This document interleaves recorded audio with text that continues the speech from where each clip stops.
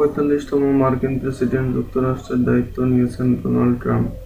তার এ দায়িত্ব গ্রহণও ছিল নির্বাচনী প্রচারণা শুরুর মতোই, যা ট্রাম্প শুরু করেছিলেন দাম্ভিক সেলসম্যানশিপ ও প্রচলিত রাজনৈতিক ব্যবস্থাকে নগ্নভাবে অবজ্ঞা করার মধ্য দিয়ে।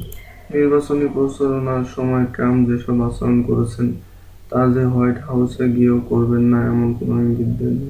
যুক্তরাষ্ট্রের আধুনিক ইতিহাসের অন্যতম বিভক্তির নির্বাচনে যেসব মার্কিনী তাকে ভোট দেননি, তাদের জন্য কোনো প্রতিশ্রুতিও ব্যক্ত করেননি ট্রাম্প।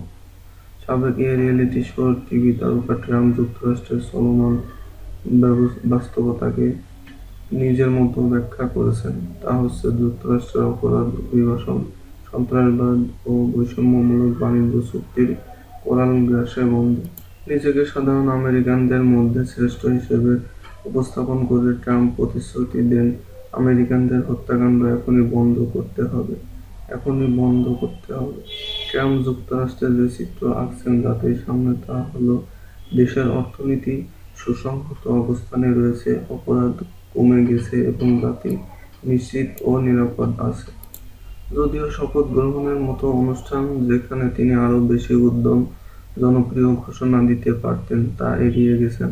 ট্রাম্পের দেওয়া বক্তব্যের কিছু অংশ রাজনীতিকরা বক্তব্যই বলেছেন, কিন্তু কর্মসংস্থান কমেছে, কারখানা বন্ধ হয়েছে, এস্টাবলিশমেন্ট নিজেকে রক্ষা করেছে, কিন্তু আমাদের দেশের নাগরিকদের রক্ষা করেনি। আমরা ক্ষমতা ওয়াশিংটন ডিসিতে সরিয়ে নিচ্ছি এবং তা আপনাদের আমেরিকান মানুষের কাছে ফিরিয়ে দিচ্ছি।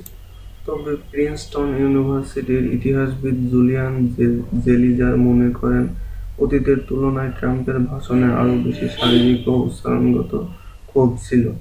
ট্রাম্প যে আমেরিকান ছবি আঁকছেন, তার সঙ্গে সব আমেরিকানরা হয়তো একমত না বলে মনে করেন ভান্ডারবিল্ট ইউনিভার্সিটির প্রেসিডেন্সিয়াল ইতিহাসবিদ থমাস অ্যালান সোয়ার্টজ। তিনি আরও মনে করেন, জাতীয় সংকট ও অস্বীকৃতির ফাঁদে পড়ছে ট্রাম্প।